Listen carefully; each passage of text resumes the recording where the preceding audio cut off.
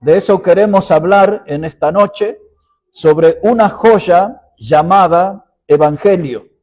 Dice la palabra Hechos 1, verso 8, pero recibiréis poder cuando haya venido sobre vosotros el Espíritu Santo, y me seréis testigos en Jerusalén, en toda Judea, en Samaria y hasta lo último de la tierra. En los versículos anteriores que estudiamos el fin de semana pasado, el Señor Jesucristo se había mostrado con los apóstoles durante 40 días resucitado. Luego el Señor sopla en ellos el Espíritu Santo para cumplir con una promesa que les había dicho: no os dejaré huérfanos.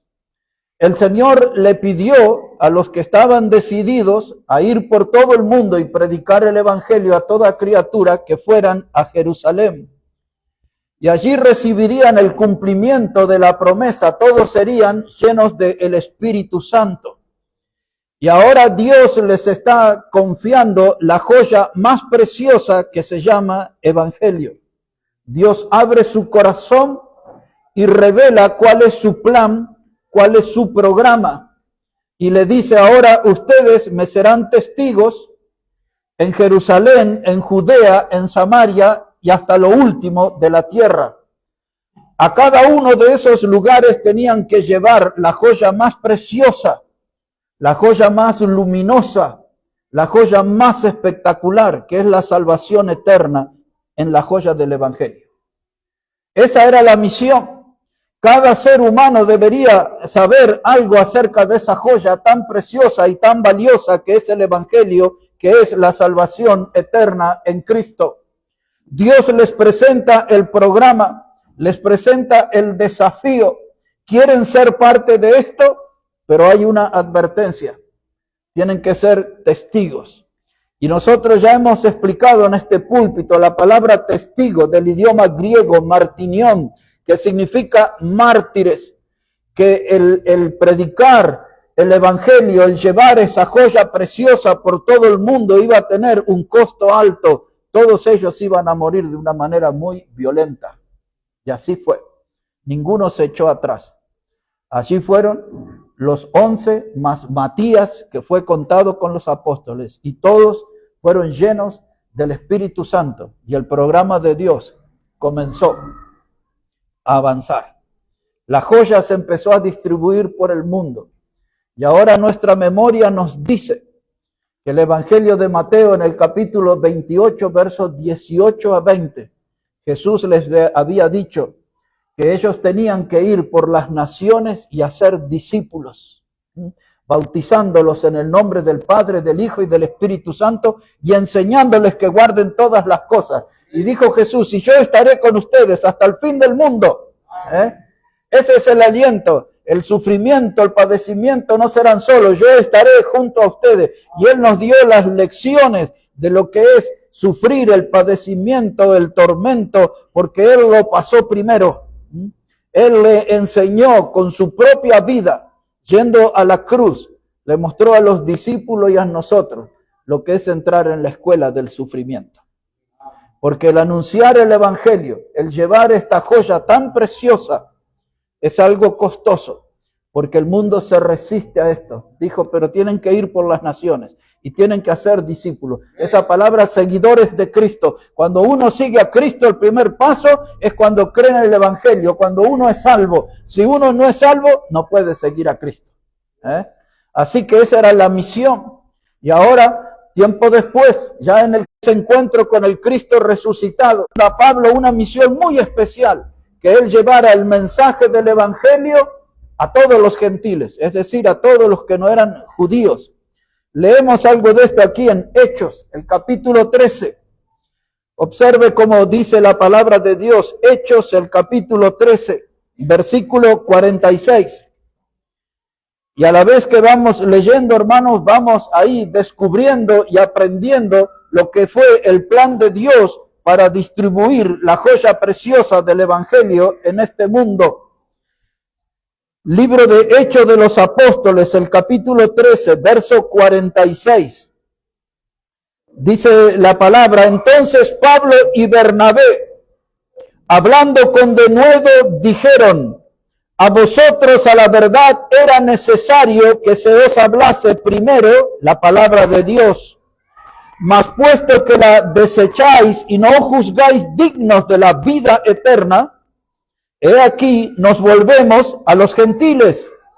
Porque así nos ha mandado el Señor, diciendo, te he puesto para luz de los gentiles, a fin de que seas para salvación hasta lo último de la tierra. Ahí Dios, hermanos, está revelando otra etapa de su programa, cómo Dios quiere alcanzar a los gentiles. Ya que los judíos estaban rechazando el mensaje del evangelio, no querían esa joya, dice, ya que ustedes desechan la vida eterna, dice, el Señor nos mandó que seamos luz a las naciones, porque las naciones están enredadas en las tinieblas de pecado. Nosotros vamos a llevar la luz y la luz está en el evangelio, en ese mensaje, y el alcance de ese mensaje es hasta lo último de la tierra. Y ahora, ¿dónde estamos nosotros? Porque algunos han querido cortar la cadena en la historia. Pero nosotros tenemos que seguir en esta línea. Porque nosotros somos parte del plan de Dios, parte de este programa de Dios. Y nosotros también tenemos que hacer discípulos en las naciones. Y tenemos que bautizar y enseñar la palabra de Dios. Y seguir haciendo que la gente conozca la joya más preciosa que es el evangelio. La joya más preciosa que es la salvación eterna. Ese es nuestro trabajo. ¿Qué le vamos a decir a Dios? No, aquí se termina tu programa, se termina tu plan. Yo no hago nada, yo no hablo, yo enmudezco. ¿Tendremos derecho a hacer eso? Con tristeza hay mucha gente que guarda silencio. No quiere que otros conozcan acerca de esta joya preciosa del evangelio, de la salvación eterna. Porque no se lo contamos a otros. Conocemos la joya, pero no se la mostramos a otros. Dice Dios, pero me seréis testigo y hasta lo último de la tierra. Hasta lo último de la tierra. Ese es el plan de Dios. Y ahora otra vez recurriendo a nuestra memoria, cuando Jesús habla con aquella mujer samaritana junto al pozo de Jacob. Cuando Él le dice, si tú me pidieres yo te daría beber agua que salte en una fuente de vida eterna. Aquella mujer le dijo, Señor, dame de esa agua. Jesús le dijo, ve y dile a tu marido. Y ella dijo, no tengo marido. Jesús le dijo, bien has dicho, porque 5 maridos has tenido y el que tienes no es tu marido. Pero dice Jesús, no estamos aquí para hablar de los asuntos morales, estamos para hablar de la necesidad de tu alma. Y esa mujer fue salva y dejó el cántaro. En esa figura está que dejó su estilo de vida, porque ella vivía, su fuente de ingresos, de recursos, era ir a la ciudad y vender agua y venir al pozo y juntar agua y cargar en su hombro ese cántaro. Y dice que cuando escuchó ese mensaje que Jesús le podía dar un agua que le daba vida eterna, dijo, dame a beber esa agua, dejo mi vida aquí, dejó el cántaro y se fue a la ciudad de los samaritanos. Y les dijo, encontré al profeta, me ha dicho todo cuanto he hecho. Y la gente creyó y vinieron ahí las multitudes para encontrar a Jesús por el testimonio de la mujer. Y esa historia es porque cuando llega a ese capítulo 4 y el verso 35, y Jesús ve a esa mujer trayendo esa multitud de samaritanos, Él le dice a los discípulos, y de algún modo a nosotros en esta noche, dice Jesús, alzad vuestros ojos, creo que eso está ahí escrito, alzad vuestros ojos y mirad los campos que están blancos para la siega. Entonces, hermanos, el plan de Dios funcionó, el programa de Dios fue avanzando, los hombres de Dios predicaron la palabra. Un día, hermanos, se desató la persecución y cuando mataron a Esteban, dice en Hechos capítulo 8, del versículo 1 a 4, dice que todos los discípulos fueron esparcidos, menos los apóstoles.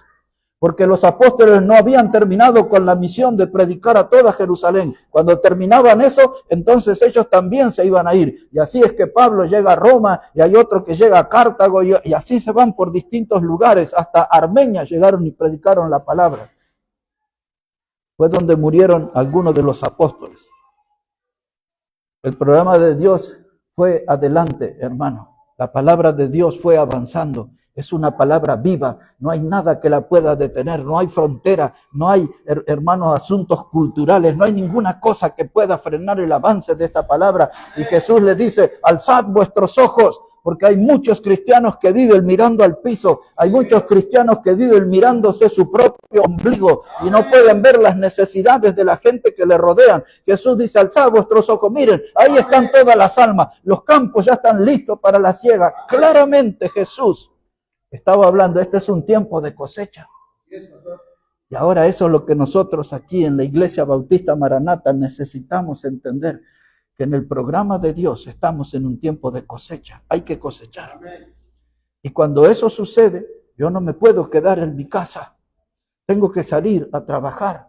Muchos de ustedes han vivido en el campo, muchos de ustedes tienen familiares que llevan vida de campo. Es una vida dura, difícil, de levantarse antes que salga el sol y irse a acostar cuando ya no hay más luz. Y trabajan en el campo y aran la tierra y siembran la tierra y tienen que enfrentar enormes calores, tremendos fríos, granizada, todo lo que es, hermano, la vida de campo. Pero siembran y cosechan su fruto. Y este es tiempo de cosecha. Todas las cosechas tienen su tiempo. Y Dios nos puso a nosotros aquí, hermano, para que cosechemos los frutos de este tiempo, de esta generación. Porque un día cuando estemos delante de Dios, Él va a pedir cuenta de nuestro trabajo, de nuestro servicio. Y Dios, hermano, a los que no tienen 25 años, Dios no les va a decir que quiero que me rindas cuenta del año 90 al 2000 lo que hiciste. No, porque no vivieron en ese tiempo o no eran salvos en ese tiempo. Pero de que nosotros somos salvos, somos responsables de esta generación, de decirles que hay una joya preciosa que se llama Evangelio, hay una joya preciosa que es la salvación eterna que da en Cristo. Esta generación es nuestra responsabilidad. Estoy hablando de la Iglesia Bautista Maranata. Y alguien dirá, todo el mundo, necesitamos orar por todos. Hay otros que están en la misma misión, hay otros que recibieron el mismo llamado. Están en otros barrios, están en otras provincias, están en otros países. Somos una familia distribuida por el mundo porque el programa de Dios sigue adelante.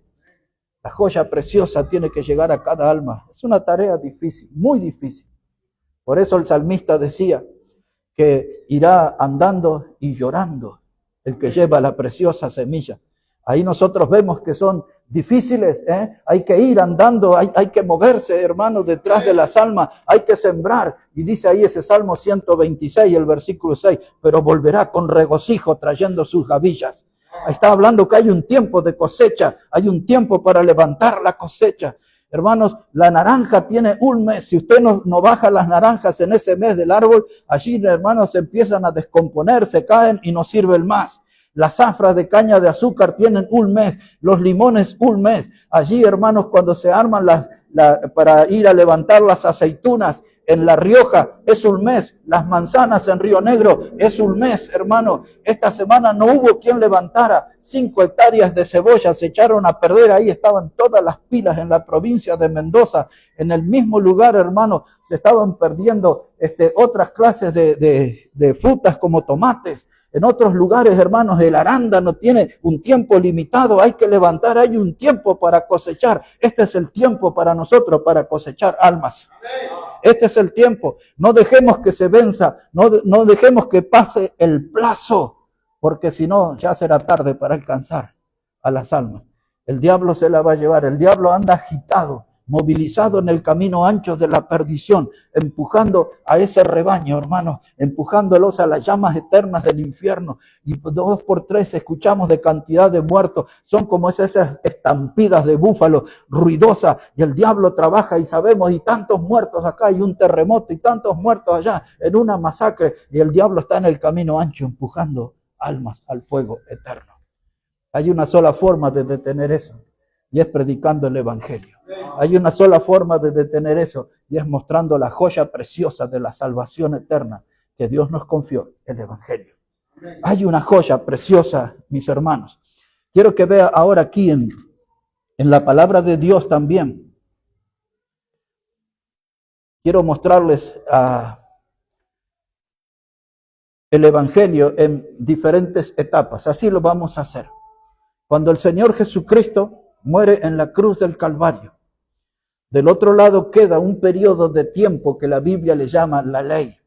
Aquello que comienzan los días de Moisés, donde los 10 mandamientos forman parte de esa ley que Dios pactó con el pueblo de Israel. Cuando el Señor Jesucristo murió en la cruz del Calvario y resucitó al tercer día, iniciamos un nuevo periodo de tiempo. Los teólogos le llaman dispensación. Esa palabra dispensación se traduce como economía o como porción de tiempo. Y nosotros vivimos en la gracia. No estamos bajo la ley. Nosotros somos la iglesia de Cristo, vivimos en la gracia. Por lo tanto, lo que predicamos es el evangelio de la gracia. Y luego va a ver por qué hago énfasis en esto, en decir que lo que predicamos es el evangelio de la gracia. Este evangelio, hermanos, de la gracia consiste en dar las buenas noticias de que Jesucristo murió por los pecadores. La palabra evangelio, para alguno más nuevo que no tenga la definición, significa buenas nuevas o buenas noticias. Esa es la traducción de la palabra evangelio, buenas nuevas, buenas noticias. Y eso es lo que estamos dando. El que quiere malas noticias, que mire la televisión o escuche la radio. Pero el que quiere escuchar el evangelio es una buena noticia que anuncia la muerte de Cristo. Ese sería un evento triste, pero como ese está ligado a la resurrección, es una buena noticia. Es una noticia de alegría. Cristo murió, pero también resucitó, dice la Escritura. Y esa es la noticia que tenemos que dar. Por lo tanto, el evangelio de la gracia consiste en anunciar a este mundo las buenas noticias de que Jesús murió por los pecadores y también resucitó. Vamos a recordar, hermanos, primera carta a Timoteo, capítulo 1. La primera carta que Pablo le escribió a Timoteo, el capítulo 1, verso 14. Mire cómo dice la palabra de Dios allí. Primera carta de Pablo a Timoteo, capítulo 1, versículo 14. Dice la palabra de Dios, hermanos, de este modo. Primera de Timoteo 1, verso 14. Pero la gracia de nuestro Señor fue más abundante con la fe y el amor que es en Cristo Jesús. Palabra fiel y digna de ser recibida por todos, que Cristo Jesús vino al mundo para salvar a los pecadores, de los cuales yo soy el primero. Pero por esto fui recibido a misericordia, para que Jesucristo mostrase en mí primero toda su clemencia, para ejemplo de los que habrían de creer en él para vida eterna. En otras palabras, para ejemplo de los que se iban a apoderar de la joya preciosa, el evangelio de la salvación eterna. ¿Qué está diciendo Pablo? Dice, Jesucristo vino al mundo. Dice él aquí que esta es una palabra fiel y digna. No está torcida, no es una palabra confusa, es una palabra fiel. Es una palabra fiel y digna de ser recibida por todos. Dice Pablo, Jesús vino al mundo a morir por los pecadores. Y para que entiendan bien de qué estamos hablando, él dice, yo soy el primero. ¿Por qué él dice eso? Porque en los versículos anteriores él describe 3 características de su vida pecaminosa. Obsérvelo conmigo. Él dice aquí, en el versículo 12, dice Pablo, doy gracias al que me fortaleció, a Cristo Jesús nuestro Señor, porque me tuvo por fiel poniéndome en el ministerio. Ahora escuche cuáles son los 3 pecados de Pablo. Dice, habiendo yo sido antes blasfemos, 1, perseguidor, 2, injuriador, 3, fui recibido a misericordia. A pesar de haber sido blasfemo, para alguien que dice cosas violentas contra Dios, groserías contra Dios, él era un blasfemo, un perseguidor. Él mismo confesó ante Festo, Félix y el rey Agripa que él buscaba a los cristianos, los arrastraba, los llevaba a la cárcel y como parte de su testimonio él dijo, yo aprobé la muerte de Esteban. Era un hombre con mente asesina, Pablo. Y él dice, y si él me salvó a mí, que era eso, puede salvar a cualquiera. Si habiendo sido yo blasfemo, perseguidor, injuriador, y Dios me perdonó, su misericordia me alcanzó, su gracia me salvó, puede salvar a cualquiera. Fue clemente conmigo, y entonces todos pueden recibir esta joya preciosa que es el evangelio de salvación eterna. Y pensar que hay algunos que dicen, no, yo no predico porque tengo un pasado muy pecaminoso. ¿Era más pecador que Pablo? Muchos podemos competir con él, pero creo que no somos tantos como fue él. Y Dios lo usó en gran manera. Y Dios nos puede usar a nosotros para ser comunicadores del Evangelio, para llevar esta verdad preciosa, mis hermanos, a las almas necesitadas. Nos estamos moviendo lentos nosotros en el ministerio. Yo pensaba hoy y decirle a Dios que ponga fuego en nuestra congregación, pero principalmente que ponga fuego en nuestros corazones para derretir el plomo de nuestros pies. Dirían los mexicanos, ¿cómo la vea esa? Que Dios ponga fuego en nuestro corazón para derretir el plomo de nuestros pies. Cuando yo era pequeño, veía a mi papá que encontraba soldaditos esos de plomos y cosas así, y agarraba unas cañas de esas de bambú y las cortaba y las ponía en la tierra y hacía plomadas para ir a pescar. Yo veía eso y las pasaba por el fuego, derretía los soldaditos o las cosas que encontraba y de plomo, y hacía plomadas para ir a pescar al río. Y de eso vivimos un tiempo también.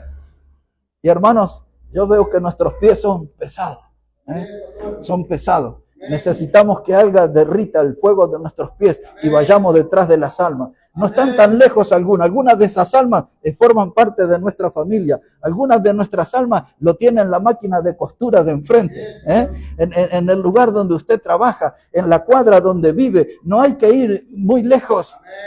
Solamente, hermanos, nuestros pies están muy pesados. Necesitamos tener esos pies ágiles. Por eso desde el Antiguo Testamento, Isaías, Nahum, Pablo lo toma escribiendo a los romanos. Dice, qué hermosos que son los pies de los que anuncian las buenas nuevas. Qué hermosos que son los pies.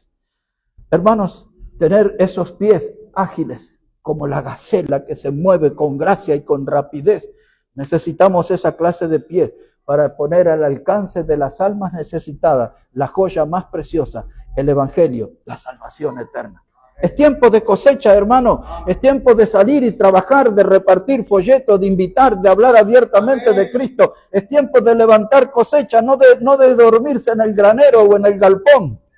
Hay que salir al campo y trabajar y buscar las almas. Y ahora, hermano, tenemos el celular, tenemos la computadora. Hay tantos medios modernos, hermano, que son puentes que nos facilitan la llegada a la gente. Podemos llegar, hermano. Hasta hay algunos tiktokeros también. Se puede llegar de muchas formas con el mensaje del Evangelio. Es tiempo de gracia, el Evangelio de gracia. La puerta está abierta para el pecador. Jesús dijo, Juan 10, verso 9, yo soy la puerta y el que por mí entrare será salvo. La puerta está abierta. Hoy la gracia de Dios está para ser aprovechada por el pecador. No tiene que esperar como aquella generación de Noé, el día que se cerró la puerta del arca. Nadie pudo salvarse. La gente pudo haber gritado, arañado las maderas del arca, pero la puerta se había cerrado. Hoy la puerta está abierta, pero el tiempo es limitado. La gracia se va a terminar. El pecador necesita venir hoy y apoderarse de esa joya preciosa, la del Evangelio, la de la salvación eterna. Tiempo de gracia, Evangelio de gracia. Ahora, ¿alguna vez usted en la Biblia habrá leído el Evangelio del Reino? Y la gente dice, ¿qué es el Evangelio? ¿Es distinto? ¿Son dos evangelios? ¿El Evangelio de la gracia, el Evangelio del Reino? Jesús decía, Juan el Bautista decía, el reino de los cielos está entre vosotros. Arrepentíos, creed en el Evangelio, dice Marcos 1:14. Jesús dio esa prédica, arrepentíos y creed en el Evangelio. El reino de los cielos está entre vosotros. El reino de los cielos es lo que anuncia que hay un rey que se tendrá en el trono por toda la eternidad. Es lo que habla Apocalipsis 19, versículo 16, cuando aparece Jesús allí con letras escritas que era el verbo de Dios, su ropa teñida en sangre, y después decía, este es el Rey de Reyes y Señor de Señores. Cuando se hablaba el Evangelio del Reino, era el anuncio de que había un rey que iba a tener un reino, y la gente era invitada a creer. El Evangelio de la gracia, el Evangelio del Reino. Pero alguien puede decirme, pero yo leí el libro de Apocalipsis y ahí habla de un evangelio eterno. Es el mismo evangelio, es el mismo mensaje en diferentes etapas de la historia. Vea el evangelio eterno. Por favor, Apocalipsis, capítulo 14. Apocalipsis, el capítulo 14. El evangelio de la gracia, el evangelio del reino, el evangelio eterno. Este evangelio, hermanos, será predicado en algún tiempo cercano, en esos días que nosotros lo conocemos como tiempo de tribulación. Según vemos en la Biblia, es un periodo de 7 años. Y veamos qué es lo que sucede allí. Van a haber 3 grupos predicando el evangelio. En primer lugar, cuando se entre en ese periodo por el cual la iglesia no va a pasar, usted va a oír algunos predicadores que dicen que la iglesia va a ir hasta la mitad de la tribulación. Otros menos dicen va a pasar por toda la tribulación. Solamente les digo, entre la cantidad de argumentos que podría dar, esa semana de tribulación es una semana de años, no de días, de años. Es el cumplimiento de la 70 semana o la semana número 70 que habla el profeta Daniel en su capítulo 9. Y cuando usted comienza leyendo ese capítulo, habla de una profecía que estaba dada sobre el pueblo de Daniel. Tiene que ver con Israel, no tiene que ver con la iglesia esa semana. La semana 70 es la semana de 7 años de la tribulación y está como la última parte de una profecía a la nación de Israel, no a la iglesia. Tendría muchas más pruebas para poner, pero no es nuestro tema. En ese periodo de tiempo, hermano, Israel va a descubrir. ¿Cuándo comienza ese periodo de tiempo? Cuando el Señor lleve su iglesia. Y ahí comienza el tiempo de tribulación y después gran tribulación. Entonces Israel va a descubrir lo que no sabe desde el día que crucificaron al Señor. Ningún judío sabe a qué tribu pertenece. Son 12 tribus. Y usted le puede preguntar y ninguno puede demostrar eso. Y no lo van a saber hasta que el Señor se lleve su iglesia. Y entonces cada uno de ellos van a descubrir. La prueba va a ser que van a aparecer 12,000 de cada uno de las tribus. Es el número de los 144,000 que ha mareado a los testigos sin Jehová por ahí. Esos son judíos. La Biblia explica claramente y dice 12,000 de la tribu de Isaacar, 12,000 de Zabulón, ahí todo. Da la cantidad de tribus y de personas y le da 144,000. Ellos saldrán a predicar ese evangelio. Y luego, junto con ellos, 2 testigos, por lo que vemos allí en el libro de Apocalipsis. Son 2 hombres que no conocieron la muerte. Dice que son 2 olivos y están de pie. Eso quiere decir que están vivos. En la Biblia nosotros sabemos que uno de ellos fue Elías. Muchos dicen, y el otro fue Enoc, que fue arrebatado, pero Enoc no era de la nación de Israel. Enoc era antes del diluvio. Estos 2 eran 2 olivos. El pueblo de Israel está identificado con el olivo. Uno de ellos era Elías, que fue llevado en carros de fuego y caballos de fuego, y el otro fue Moisés. La gente dice, pero Moisés murió. ¿Quién lo vio muerto? Nadie. Ni una sola persona lo vio muerto. Dios dio testimonio que Moisés murió y él lo enterró. Dios, la única persona que Dios en persona lo enterró. Ahora dice, pero murió, pero nadie lo vio muerto. Nadie puede dar testimonio que lo vio muerto. Porque después cuando el Señor Jesucristo en el Evangelio de Mateo lleva a 3 de los discípulos al monte, ahí aparecen vivos. ¿Quiénes eran los 2 que aparecieron? Moisés y Elías. ¿Y cómo? ¿Y no estaba muerto? ¿Que lo sacaron de dónde para traerlo? Y ahí estaban Moisés y Elías. Y Pedro quedó asombrado. Dice, Señor, ¿qué te parece si hacemos una enramada para Elías y para Moisés? Dice, ¿no? Estaban sorprendidos de lo que estaban viendo. Los 2 grandes predicadores del pueblo de Israel ahí estaban, de pie, vivitos. Moisés, hermanos, aparece en la carta de Judas. Antes de Apocalipsis está la carta de Judas.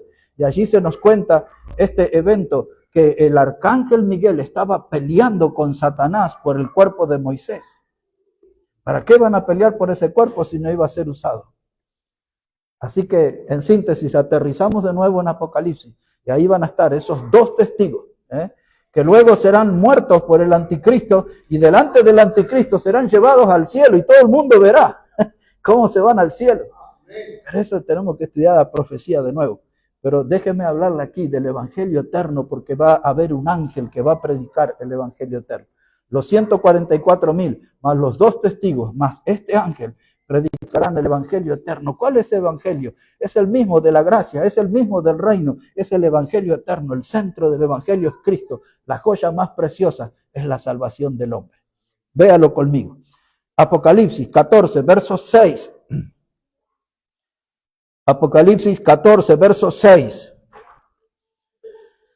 Dice la palabra: vi volar en medio del cielo a otro ángel que tenía el evangelio eterno para predicarlo a los moradores de la tierra, a toda nación, tribu, lengua y pueblo.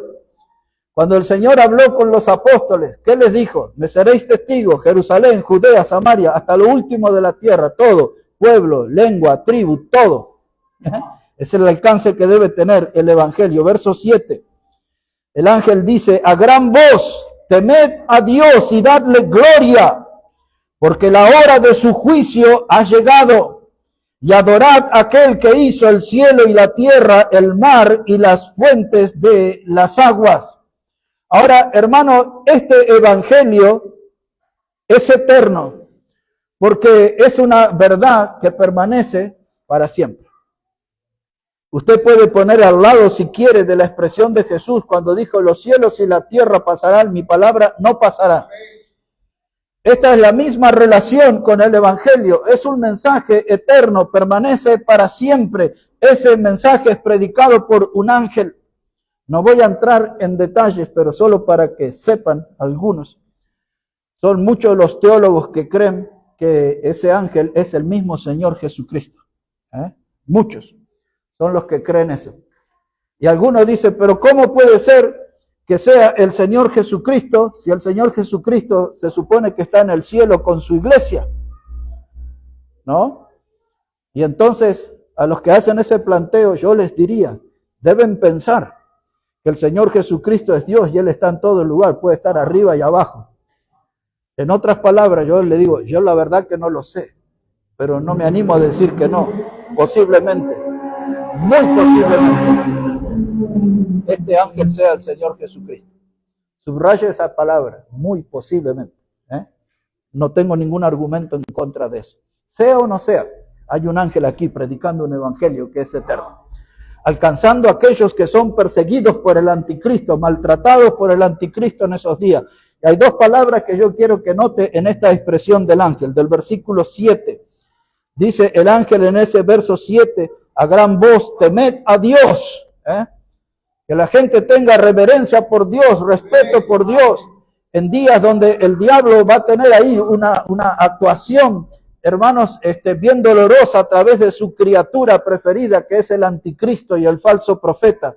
En ese tiempo dice, busquen a Dios, tengan respeto por Dios, reverencia por Dios. Y luego dice, y dadle gloria. Esa palabra gloria, yo escucho muchos de esos predicadores neopentecostales renovados y dice, ya hay una gloria aquí. No saben ni lo que es la gloria. Pero en este pasaje, hermano, la palabra gloria habla de Dios, su esplendor y su grandeza.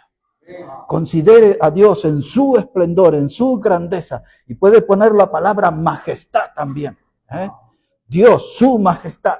El hombre tiene que reconocer en esos días en que el diablo va a estar haciendo gran daño en la población del mundo. Busquen a Dios, hermano. Denle gloria a Dios, dice porque la hora del juicio ha llegado. Y ahora la palabra adorar. Esa palabra que se usa aquí en el idioma griego es la palabra proskunio. Esa es la palabra adorar, adoración, proskunio. Y esa palabra se traduce del griego y quiere decir enaltecer, dar honra, poner en un lugar elevado. Eso es lo que debe hacer el hombre. En esos días, pero en estos días también. Porque hoy en las iglesias usted escucha y dicen, y aquí vienen los adoradores. Y viene uno y dan un show de música. Eso no es adoración. La palabra adoración no tiene nada que ver con alabanza. Y usted escucha a todos esos predicadores aún de renombre y acá está el grupo de adoradores.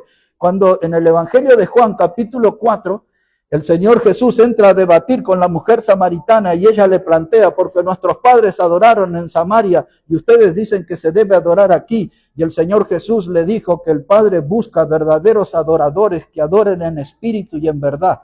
No dice andamos buscando cantante, Dios anda buscando cantante.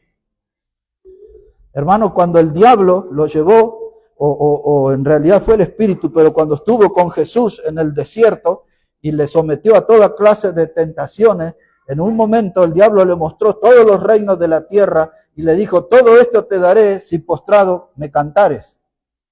No, me adorares. Porque la adoración, hermanos, dice el diablo, le dijo, si postrado me adorares. No es que tenía que cantarle de rodillas, no está hablando de eso. Porque la adoración, la palabra proscuño es eso, hermano. Enaltecer a Dios, honrar a Dios, puesto sobre nuestras rodillas. Eso es adoración, no es cantar. Eso se llama alabanza en la Biblia, que es expresarle a Dios la gratitud de mi corazón por lo que Él hace. Cuando yo caigo sobre mis rodillas y le agradezco a Dios, es por lo que Él es, por su persona. Son cosas muy distintas, muy distintas. Y en esos días de la tribulación, ese ángel que tiene el evangelio eterno, de una salvación eterna para los perseguidos por el anticristo, él dice que tienen que adorar a Dios y dice que tiene que darle gloria.